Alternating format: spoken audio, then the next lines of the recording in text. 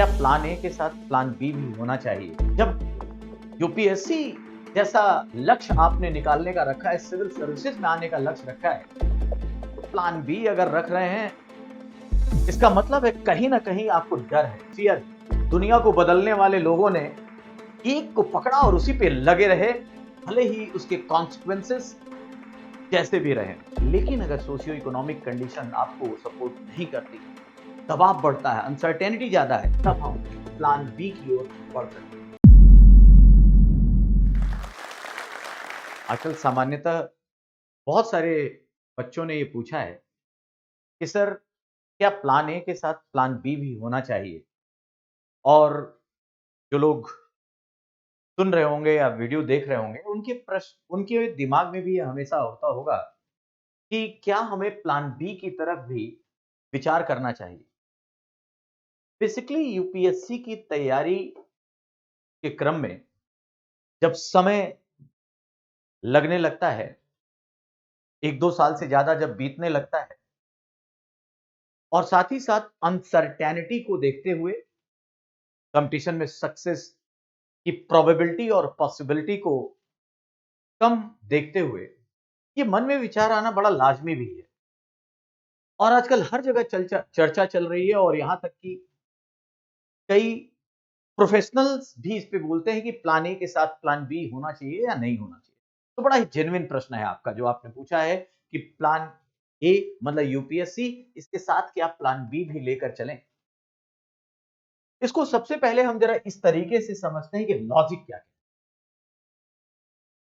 जो plan A के समर्थक हैं, पहला पॉइंट मैं उसको लेकर चलता हूं जो कहता है नहीं, प्लान ए तो प्लान ए होता है। और जिसने एम ठान लिया, जब यूपीएससी जैसा लक्ष्य आपने निकालने का रखा है, सिविल सर्विसेज में आने का लक्ष्य रखा है, तो प्लान बी अगर रख रहे हैं, इसका मतलब है कहीं ना कहीं आपको डर है, फियर है, फियर। और अर्नाल्ड श्वार्ज़नेगर ने एक बार कहा था कि I hate plan B. Plan B उसके मन में आता है जिसको डाउट होता है कि वो अपने जो मेन एम है, जो प्लान ए है, उसको पाने में सक्षम नहीं होगा। और ये सही बात भी है, कहीं ना कहीं संशय दिखाता है कि जो प्लान बी के लिए विचार करता है। जब आपके पास जब आपने ठाना है कि हमें ये बनना है, सिविल सर्विसेज में आना है, और बीच में जब समय और परिस्थितियां आपको तोड़ती हैं, और तब ये मन में आ रहा है, तो जो प्लान ए जो कहते हैं नहीं, प्लान ए तो प्लान ए होना चाहिए, जैसा मैंने नाम लिया अर्नोल्ड श्वार्ज़नेगर। बहुत से लोगों और अनुभव भी कहता है, देखोगे जिन्होंने कुछ बड़ा हासिल किया, अगर आप दुनिया में कई ऑप्शन या कम से कम 2 या 3 ऑप्शन लेके चलेंगे, तो वैसा मुकाम तो नहीं हासिल कर पाएंगे जो आपको भीड़ से अलग करता। क्योंकि दुनिया को बदलने वाले लोगों ने एक को पकड़ा और उसी पे लगे रहे, भले ही उसके कॉन्सिक्वेंसेस जैसे भी रहे। मैं फिर एक फिल्म में नसीरुद्दीन शाह के द्वारा कहा गया डायलॉग बताना चाहूंगा, जब वो कहता है कि जंगल में राजा सिर्फ एक शेर होता है, और शहर में एक ही खलीफा होता है, बाकी जो लोग होते हैं वो बस होते हैं। तो कुछ ऐसा करो कि जिंदगी में बस होना ना पड़े। बात को समझिए। आपको अगर अलग दिखना है, कुछ कमिटमेंट है, कुछ कर दिखाना है, तो आपको अलग करना होगा। अलग करना है, प्लानिंग ऐसा ठानिए कि उस ओहदे को, उस स्तर को प्राप्त कीजिए। जो पूरी कमिटमेंट होगी, जो पूरी एनर्जी होगी, वो प्लान ए को लेकर चलेगा, और प्लान ए के साथ कोई डेविएशन नहीं चाहेगा। एक अप्रोच तो ये है। दूसरा, लोग कहते हैं कि भाई अनसर्टेनिटी। दूसरा लॉजिक क्या है? लोग क्या कहते हैं, खुद सोचिए कि कहीं ऐसा ना हो कि माया मिली ना राम। प्लान ए आपको 2 साल प्रिपरेशन में हो गया, आपकी सोशियो इकोनॉमिक कंडीशन, बाकी कई तरह की दबाव, सेल्फ एनालिसिस ऐसा लगता है कि आप बेहतर परफॉर्म नहीं कर पा रहे हैं, और एज भी जाती जा रही है।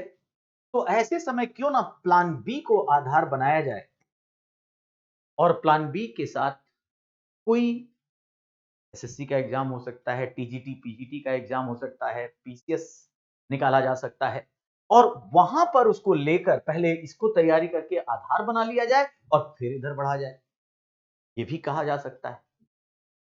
दूसरा लॉजिक यही कहता है कि अनसर्टेनिटी को सर्टेन बनाने का फार्मूला है प्लान बी। मेरे पास दोनों तरह के रिजल्ट है। जैसे कहा गया, आप देखिए अगर हम पुराने उसमें देखें तो बहुत सारे बच्चे तो यहां से शुरू करते हैं। विजय गुजर एक पुलिस कांस्टेबल था दिल्ली पुलिस में, वहां से बढ़ते हुए वो एक्साइज करता है और बाद में तैयारी करके आईपीएस बन जाता है गुजरात के। दूसरी तरफ तदानंद है, तैयारी करते करते समय लगता है, पीजीटी टीचर बनता है और फिर उसके बाद आईपीएस बनता है। लेकिन ऐसे बहुत सारे लोग हैं जिन्होंने यूपीएससी ठाना, बहुत सारी परिस्थितियों का सामना किया और फिर चले। तो दोनों के लॉजिक अपनी अपनी जगह है। तो आखिर करना क्या चाहिए, ये प्रश्न का उत्तर क्या है? प्रश्न का उत्तर कुछ ऐसा है, मेरा भी मानना है कि प्लान ए, अरे पाओ लड़ो, पहले प्लान ए को देखो।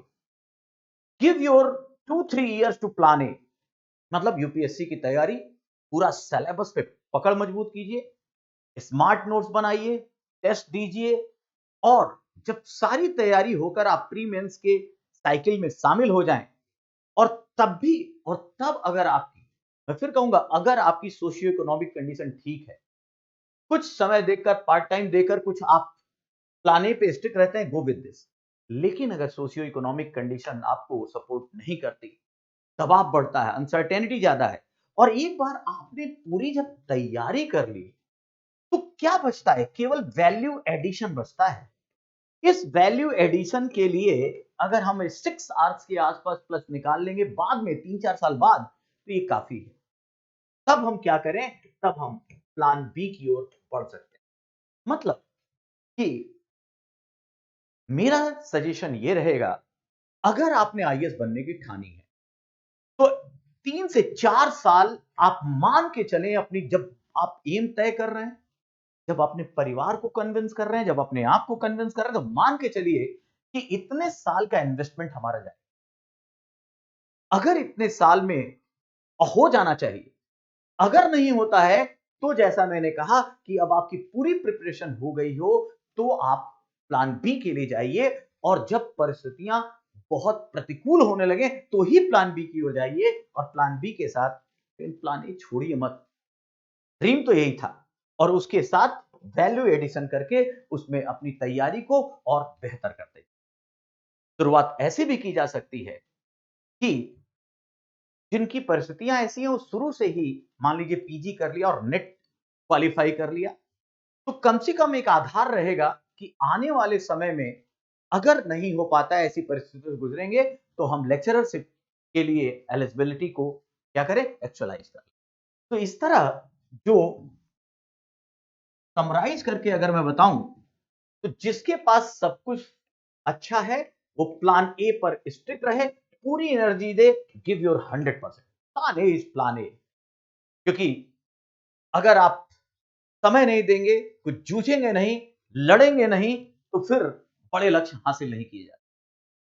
दूसरा है, साथ साथ ही प्लान बी शुरू नहीं करना चाहिए, बल्कि एक समय लेकर give your 3 to 4 year to plan A, मतलब यूपीएससी की तैयारी, और फिर उसके बाद अगर आपके सोशियो इकोनॉमिक कंडीशन और बाकी परिस्थितियां आपको साथ नहीं देती हैं, तब आप प्लान बी की ओर जाएं। याद रखिए, यूपीएससी की अच्छी तैयारी करने वाले के प्लान बी में इसलिए भी थोड़ा मैं मना करता हूं, मेरे पर्सनल वो बात यह है कि जब आप यूपीएससी की तैयारी करते हैं उसके बाद पीसीएस, जो स्टेट पीसीएस है, एसपी एससी, वहां पर भी तो आपको मौका मिलता है और जो अच्छी तैयारी करने वाला, ऑर्गेनाइज तरीके से तैयारी करने वाला होगा, उसके मैक्सिमम चांस होंगे कि अगर आईएएस नहीं तो प्लान बी के रूप में पीसीएस तो वो निकाल ही लेगा।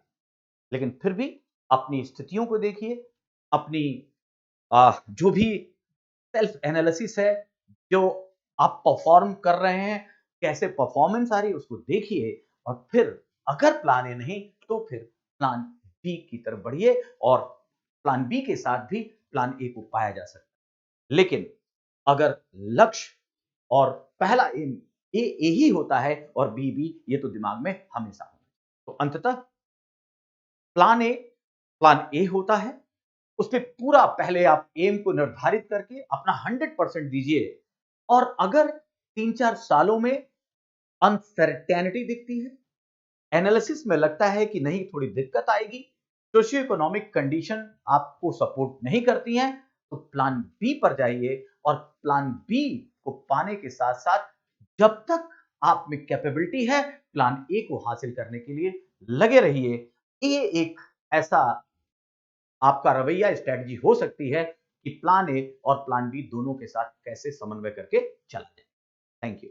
हेलो एस्पिरेंट्स, हम में से बहुतों का सपना है आईएएस ऑफिसर बनने का, लेकिन ये जर्नी बहुत महंगी है और इसीलिए बहुत एस्पिरेंट्स ने हमें रिक्वेस्ट किया कि क्या जोश एस्पिरेंट्स को हेल्प कर सकता है फाइनेंशियली उनकी इस जर्नी में। तो इसीलिए जोश टॉक्स ने कांटेक्ट किया इंग्लिश मीडियम के लिए एमके यादव सर को और हिंदी मीडियम के लिए निर्माण आईएएस के केडी सर को। आपने शायद नाम तो सुना ही होगा।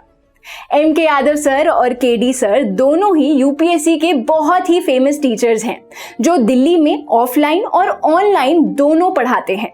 एमके यादव सर की एक बहुत ही फेमस स्टूडेंट है रितिका जिंदल मैम, जिन्होंने 2018 में AIR 88 हासिल किया।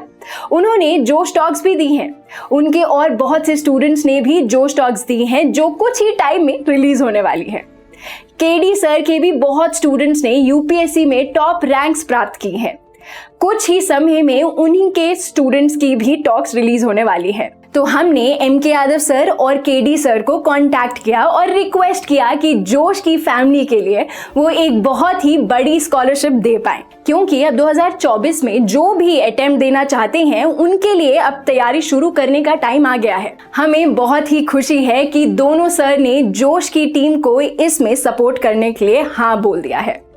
जोश की फैमिली के लिए केडी सर और एमके यादव सर दोनों ही हमें स्कॉलरशिप प्रोवाइड करेंगे, यानी कि वो क्वालिटी की एजुकेशन जिसकी फीस लाखों में जाती है अब अफोर्डेबल हो पाएगी। ये हेल्प वैल्यूएबल है सबसे ज्यादा उन नए एस्पिरेंट्स के लिए जिन्हें फाउंडेशन कोर्स करना है लेकिन लाखों की फीस वो अफोर्ड नहीं कर सकते। जोश फैमिली की ये स्कॉलरशिप पाने के लिए हम नीचे दिए गए गूगल फॉर्म को फिल कर सकते हैं।